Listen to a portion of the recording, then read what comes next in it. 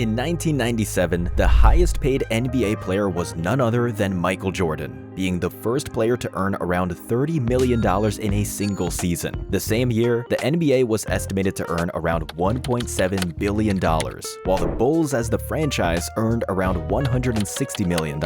After you've heard these stats, you probably see the logic behind playing MJ that much. Michael, what a move! Now imagine paying a WNBA player $30 million.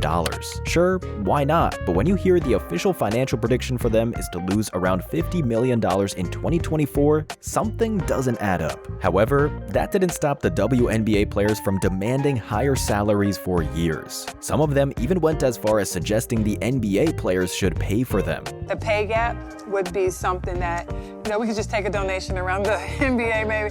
Technically, they're already paying their salaries. It is a well-known fact that the WNBA isn't profitable, so all of their yearly losses are covered from the special fund provided by the NBA. They do it to preserve women's basketball and encourage the girls to play, and this noble goal costs no more than around $12 million per year, which is a drop in the ocean for the NBA. The problem arises when instead of gratitude, you get entitlement and a narrative that puts the men's basketball into the negative spotlight. Hello basketball fans, and welcome to Hoop Vision. Before we dive in, make sure to hit that subscribe button if you haven't already. Takes only a second, costs nothing, and will give you access to more basketball stories. When discussing the topic of female athletes' pay, the first question everyone must ask is, how much money is their sport generating? You hear so much talk about female athletes wanting equal pay.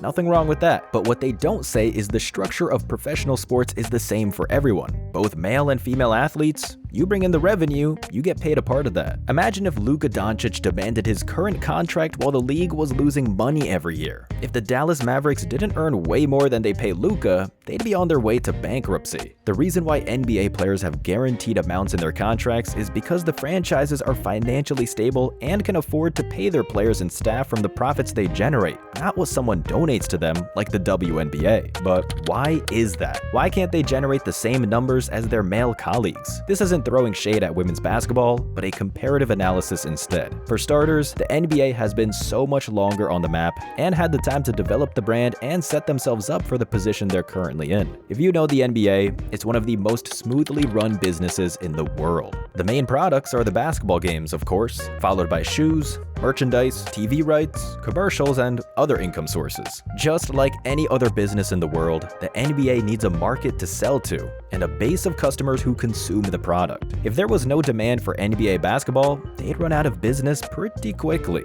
That has been the main difference between the WNBA and the men's league for years. If you take the period between 2010 and 2020, you'll see that the numbers are worlds apart. Over that 10-year time frame, the WNBA averaged around 250,000 viewers per broadcast and around 8,000 people in attendance. Compare that to the NBA's average of 5.5 million TV viewers and 17,000 fans packing arenas, and you see why there's no argument there. On one hand, it's understandable the WNBA had almost 50 years less than the NBA to develop, but that doesn't solve the demand issue. The main problem to solve is how to get more people to want to watch women's basketball. For instance, the UFC has been around almost the same amount of time as the WNBA, and they've been profitable for over a decade now. Why? Because millions of people around the world want to tune in and watch what they offer. It's as simple as that. However, it looks like the darkest days of the WNBA are behind them. The emergence of Caitlin Clark seemed to have a great impact on WNBA numbers. Just for comparison, Indiana Fever had 83,000 visitors during the entire 2022 and 23 season.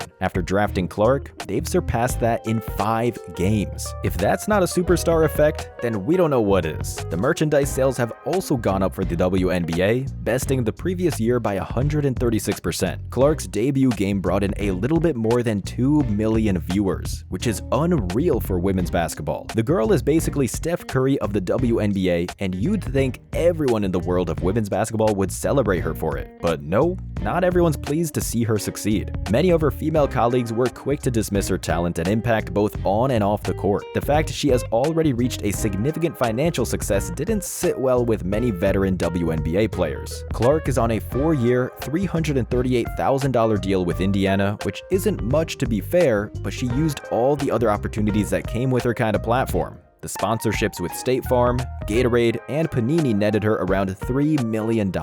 After making it to the WNBA, Nike signed her to an 8-year deal worth $28 million. Even some NBA players don't make that during their careers. She probably has the biggest deal with Nike in the history of the WNBA.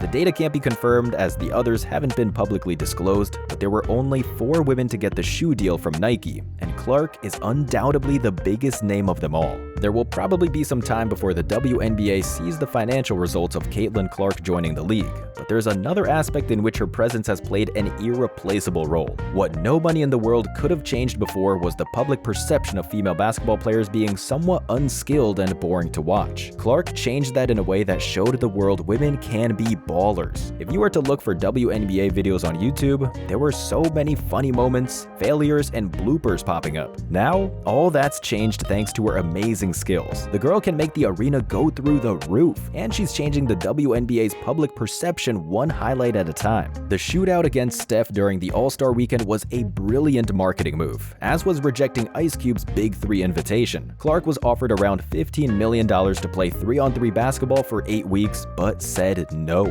The main reason had nothing to do with the money, but preserving her image of a basketball Wonder Woman. As you probably know, the Big 3 league is made of former NBA players, and it would take a couple of embarrassing video clips to destroy her image completely. Caitlin was smart enough to weigh in on her options and saved her earning power for years to come, which will also help the WNBA since their next TV deal is around the corner. Plus, her rivalry with Angel Reese is getting more heated as they're both in the race for winning the Rookie of the Year award. Clark is heavily favored, but there's still to be seen how things play out. They have openly expressed how motivating it is to play one another and are probably the 2 most talented players in the history of the WNBA not liking each other. When you think about it, the rivalry between Larry Bird's Celtics and Magic's Lakers in the 80s was what gave the NBA its global appeal and saved the league in financial terms. Maybe the rivalry between Clark and Reese could do the same for the WNBA, as they've been witnessing some growth in the recent years, but that was still nowhere near enough to cover their basic expenses. For comparison, the NBA's highest paid player in 2010 was Kobe Bryant with $24.8 million that season, while the WNBA's was Lauren Jackson making $105,000. 10 years later, in 2020, Steph Curry led the league with $40.2 million, which was a significant leap forward. On the other hand, the WNBA had DeWanna Bonner leading the pack with $127K. That tells you enough about the argument of how unfair the gender pay gap is. The men's salaries were increased because of how much the NBA grew in those 10 years, while the WNBA kept losing money. On top of that, when Shaq shared the idea the WNBA should lower the rim to 9 feet and become more entertaining to watch that way, he quickly received backlash as if he meant to diminish or insult them. What Shaq said was plain truth. Lower the rim and you'll see more dunks, alley-oops, exciting plays, and as a result, you'll earn more money. Unfortunately, no one heard him, and we will still see some of the most embarrassing misses and dunk attempts to this day. Taking all of this into account, the WNBA is definitely looking ahead to better days, but they're still light years away from being in the same category with the NBA. However, in 10 or 20 years' time, we might sit down and look back at this period as the beginning of a different era in the WNBA and talk about Caitlin Clark and Angel Reese just like we talk about Larry and Magic. That's it for today, Hoop Fam. We hope you've enjoyed this video. Let us know in the comments, what do you think of the WNBA players and whether they should be paid more than they are now. Thank you for watching and growing this channel. Make sure you don't miss out on more NBA stories by hitting that subscribe button. See you in the next one.